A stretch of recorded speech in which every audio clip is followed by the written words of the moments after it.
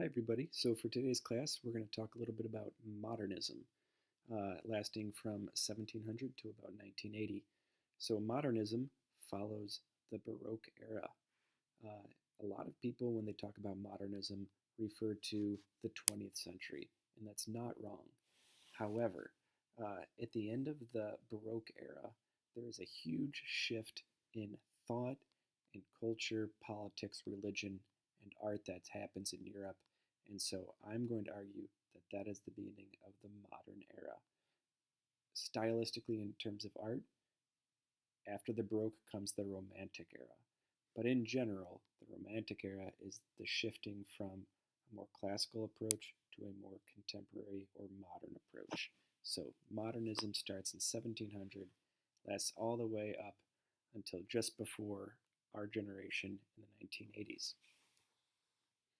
So in previous eras, like the classical era or the Renaissance or the Baroque, there's typically one style that defines that era. Like the chiaroscuro, use of shadows, is definitive of the Baroque era. But in the modern era, what you have is a ton of different styles and methods, techniques, subject matters, all going on in similar time periods in different places. It's an explosion of artistic creativity. A lot of people say with the rise of modernism is the rise of the isms.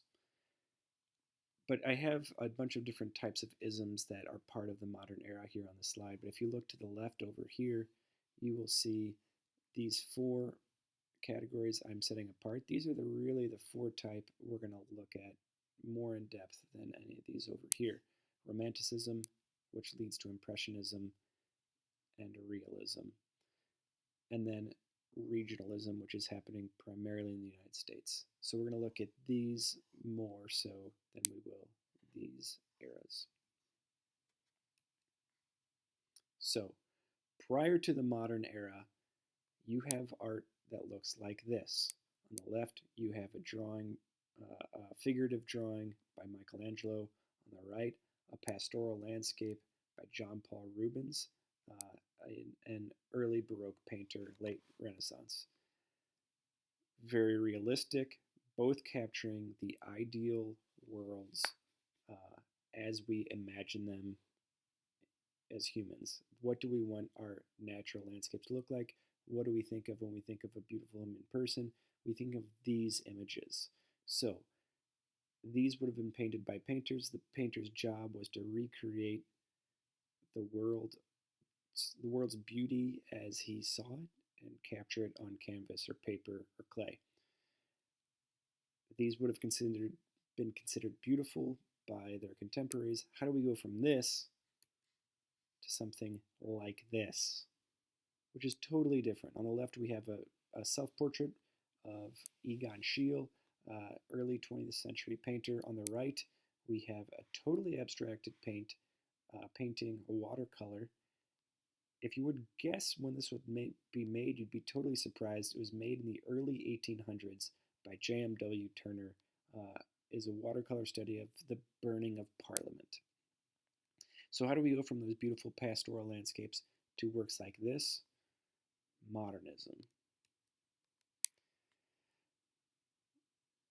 There are four big things that are going into the influence of what is considered today modernism. The first is philosophy of the time. There are two major philosophical threads that are happening in the 1700s. So on the European continent, there is continental philosophy, which comes from René Descartes, Cartesian skepticism, and what are called the rationalists.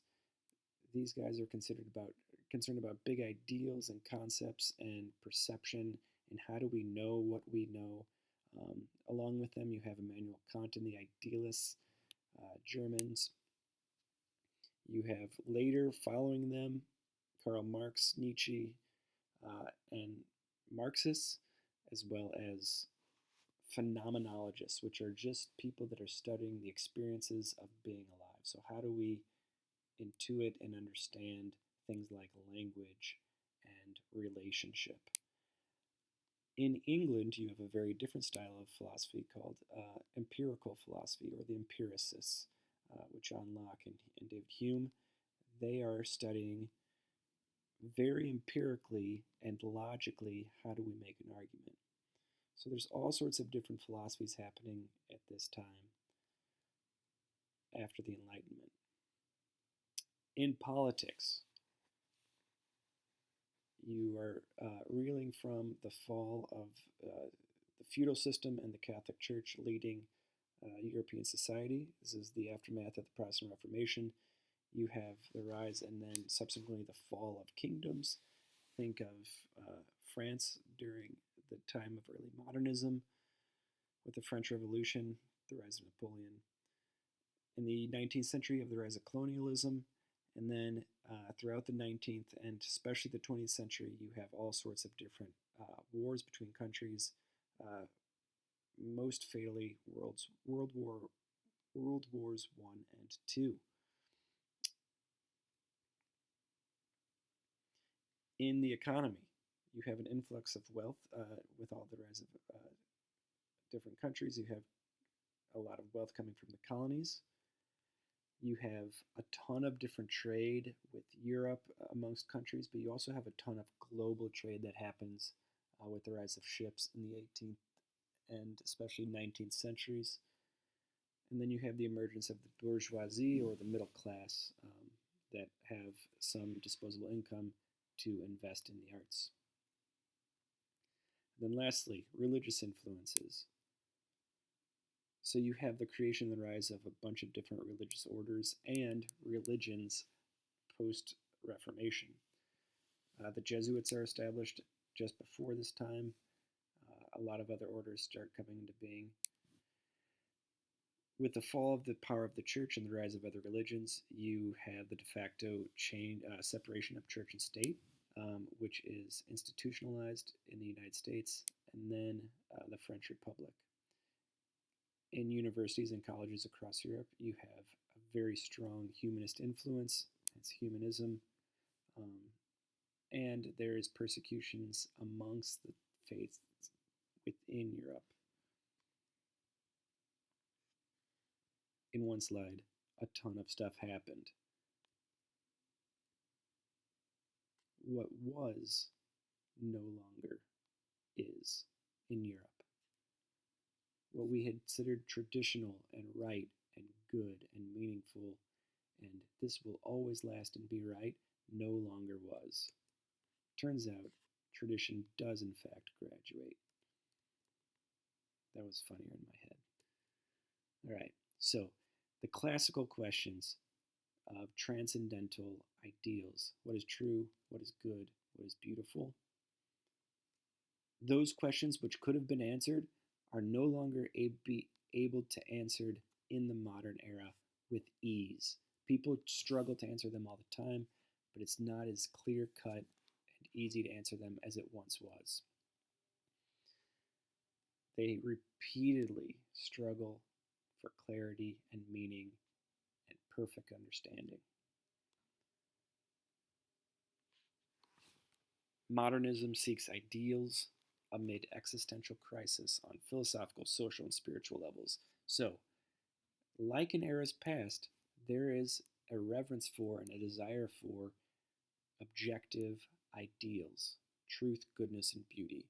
But unlike in other eras, the modernists are struggling with all the other, for lack of a better word, crap going on, confusion going on around them. They are about truth. What is truth?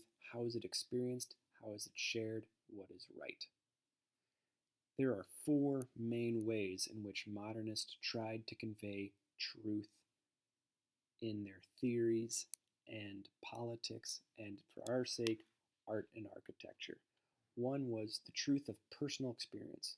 This comes from continental philosophers. I am a unique, changing being. Cogito ergo sum, from Rene Descartes. I think, therefore I am. I only know what I experience.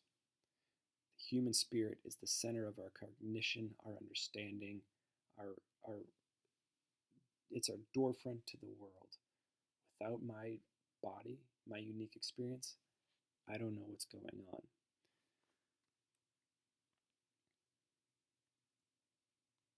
The second truth, universal truths. This is almost the opposite of personal truths here. Universal truths comes from empirical philosophy, the empiricists, those British philosophers. Certain things in certain circumstances are always right and reasonable. This is where we get science from. This is also where we get the idea of rights, where we get the idea of the U.S. Constitution, comes from this kind of philosophy.